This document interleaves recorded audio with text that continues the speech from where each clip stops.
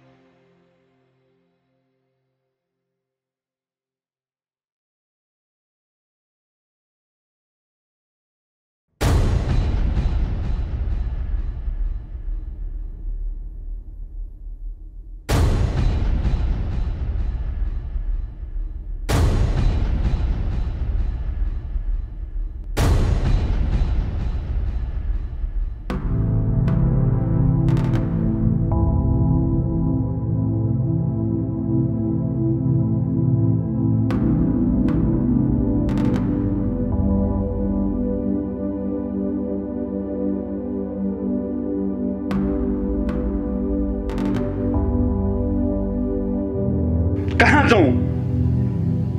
कसरी खोजौँ? अहिले देशभरि लकडाउनको अवस्था छ। यस्तो अवस्थामा घरबाट बाहिर निस्किन पनि मिल्दैन। कस्तो आपत!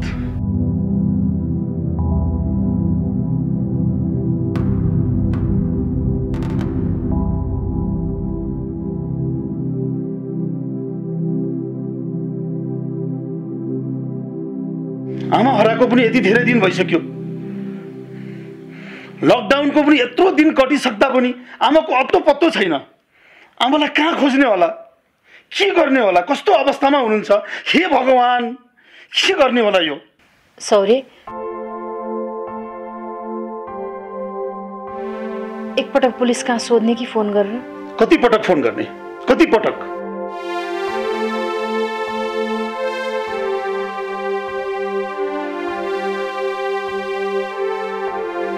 केही पत्ता लाग्यो भने आफै कल गर्छु भनेको छ।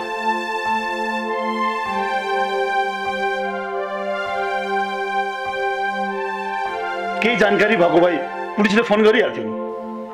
मलाई अरू कुरा केही थाहा छैन। जसरी हुन्छ आमा घरमा आउनु पर्यो। हो, यही कुरा तिमीले पनि कान खोलेर सुन मानसी।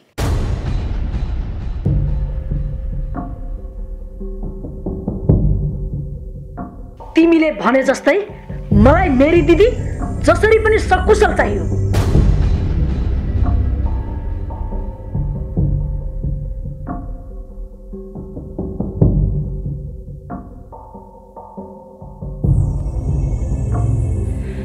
नत्र राम्रो हुँदैन मानसी। तिमी नै हैन मेरी दिदीसँग हामी सबैभन्दा नजिक।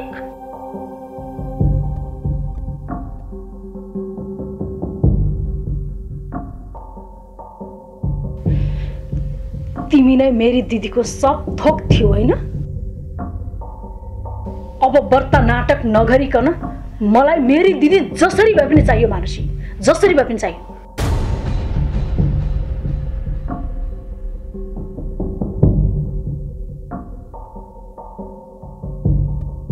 सानीमा बस व्रत नाटक नगर अब।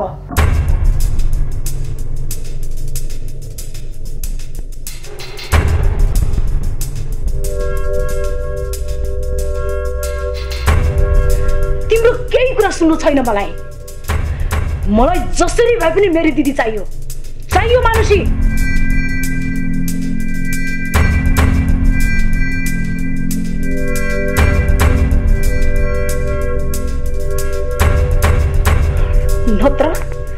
नत्र राम्रो हुने छैन।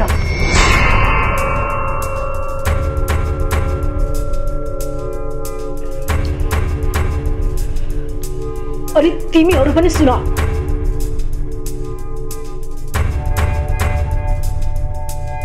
तिमीहरूको आमामाथि कसैले गम्भीर षड्यन्त्र रच्दैछ।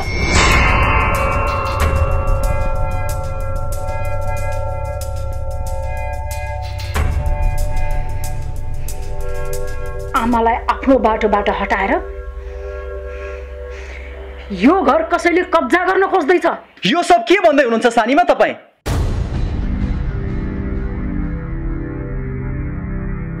अहिले यो समय भनेको एक अर्कालाई आरोप लगाउने समय हो र?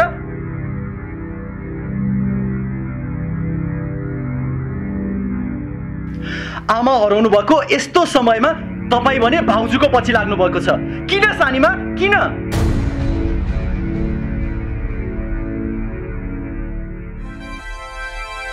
यसमा भाउजूको दोष चाहिँ कसरी भयो सानीमा, कसरी भयो? चुप चुप।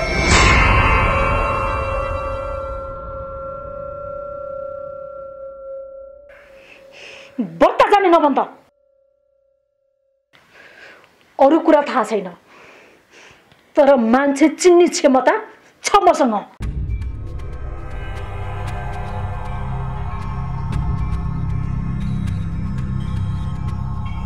बुझेकी छु मैले, मेरी दिदीको मन राम्रोसँग बुझेकी छु।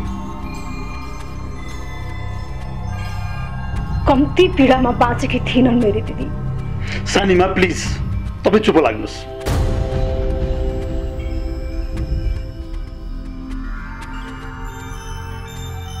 दृष्टि दृष्टि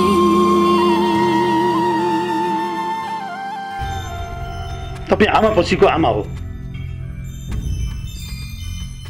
सानीमा तपाईँप्रति सम्मान छ, हामी सबैजना सम्मान गर्छौँ तपाईँलाई। तर यसो भन्दैमा तपाईँको गलत कुरालाई म साथ दिन सक्दिनँ।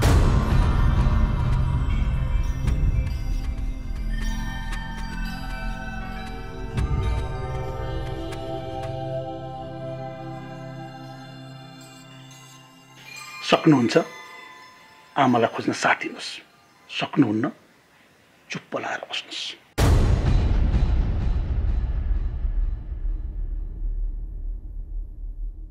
सानीमा मैले तपाईँका सबै कुरा सुनिरहेको छु, सबै कुरा बुझिरहेको छु। प्लिज अबदेखि मान्छेलाई आरोप लाउन छोडिदिनुहोस्।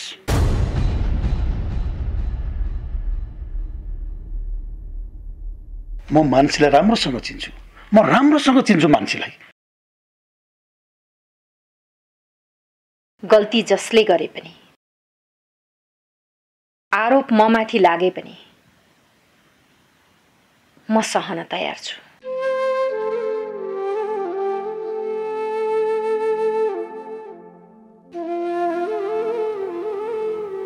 तर प्लिज अहिले हामी सबैजना मिलेर आमा खोजौँ।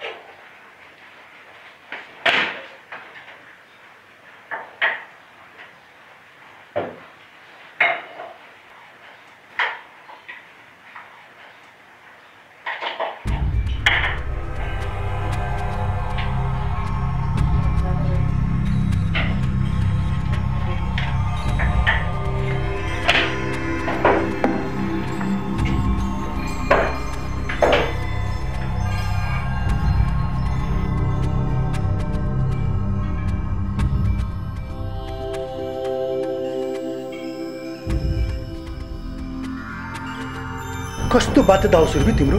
कस्तो बाध्यता?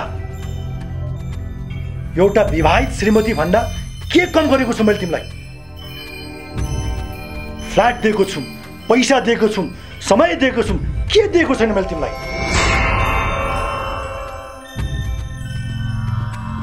हेर सुरभि, मैले एउटा नबुझेको कुरा, यो केटी मान्छेहरू किन यो सिन्दुर पोते लाउन हतार गर्छन्?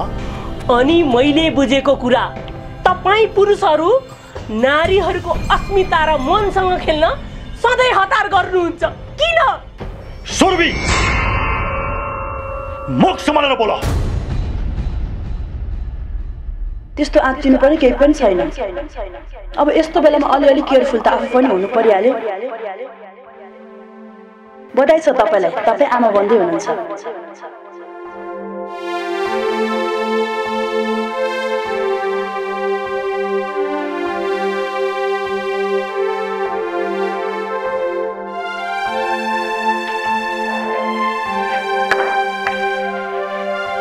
भाउजू प्लिज बस्नु न भाउजू, बस्नु न भाउजू। अब के हुन्छ भाउजू? अब के हुन्छ? मामु कहाँ जानुभयो होला? कहाँ जानुभयो होला मामु? पहिले नै यसरी सोचिदिएर घर परिवारको इज्जतको ख्याल राखिदिएको भए यो सबै हुने थियो र अहिले? भाउजू, अब तपाईँ नै हुनुहुन्छ मेरो एकमात्र सहारा। प्लिज भाउजू भन्नुहोस् न, अब म के गरौँ? भाउजू भन्नुहोस् न, प्लिज भाउजू मलाई बचाउनुहोस्।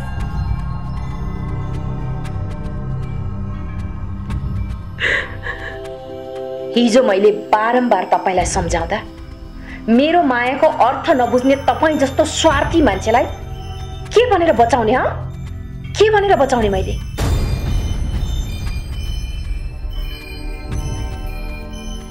कति पटक सोधेँ नानी तपाईँलाई, मैले कति पटक, नानी कहीँ तपाईँ गलत बाटोमा जानुभएको त छैन भनेर। हाम्रो घर परिवारको इज्जत तपाईँसँग जोडिएको छ।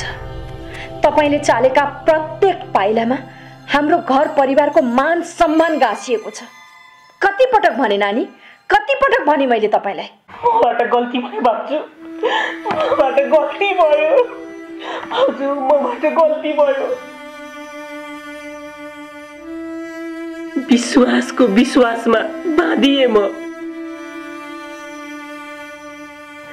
मलाई विश्वास थियो भाउजू, मेरो विश्वासले मलाई धोका दिँदैन भनेर। ऊ अहिले बाहिर गएको छ भाउजू। उहाँ आउने बित्तिकै यो सबै कुरा भनेर यो समस्याको समाधान गर्छु भाउजू म। प्लिज भाउजू, त्यतिन्जेलसम्मलाई तपाईँ चुप लाग्दिनुहोस्। भयो पुग्यो, लाग्दिनै म चुप।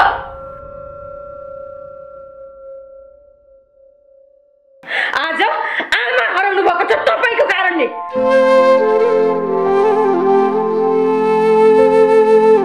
कुन चाहिँ आमाले सहन सक्छ? कुन चाहिँ आमाले आफूले माया गरेर हुर्काएकी आफ्नै एक मात्र छोरी, जो परिवारको आँखा छली छली कसैको प्रेममा फस्छे,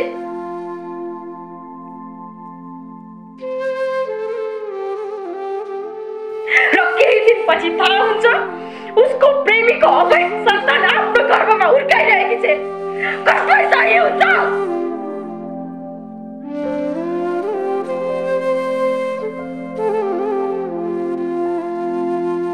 अब भन्नुहोस्, कुन चाहिँ आमाले सहन सक्छ? यो सबै कुरा कुन चाहिँ आमाले सहन सक्छ? अब तपाईँ भन्दै हुनुहुन्छ होइन, म चुप्प लागिदिनु पर्यो भनेर? म चुप्प लागिदिनु पर्यो?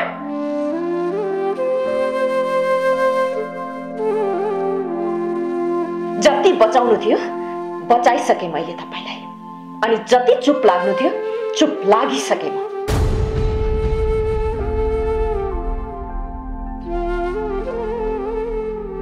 र अब पनि चुप्प लागेर बसे भने आफैलाई धिक्कार छ मेरो मनले।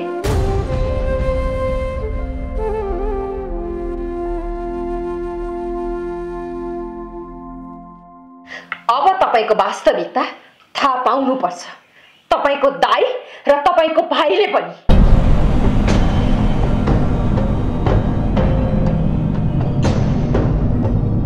भनिदिन्छु आज म तपाईको सबै कुरा।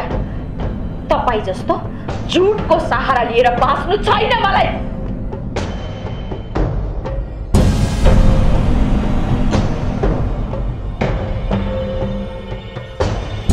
भनिदिन्छु आज म तपाईको दाइलाई आमा बेपत्ता हुनुको कारण मात्र तपाई हो भनेर।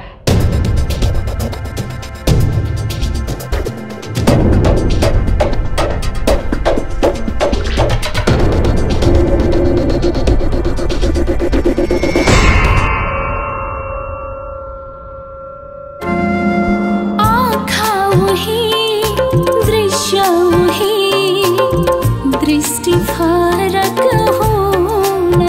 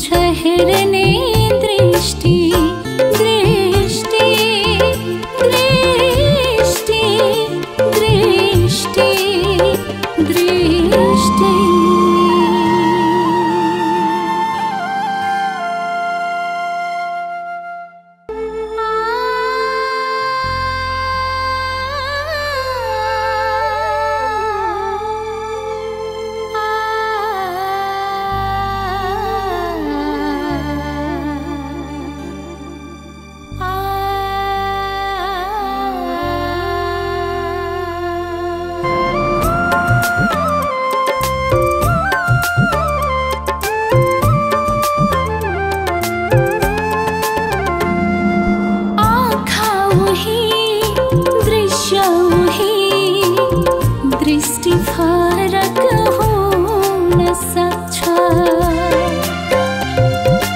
आँखा उही दृश्य उही, दृष्टि फरक हुन सक्छ, आकाश उही धरती उही, बाटो फरक हुन सक्छ।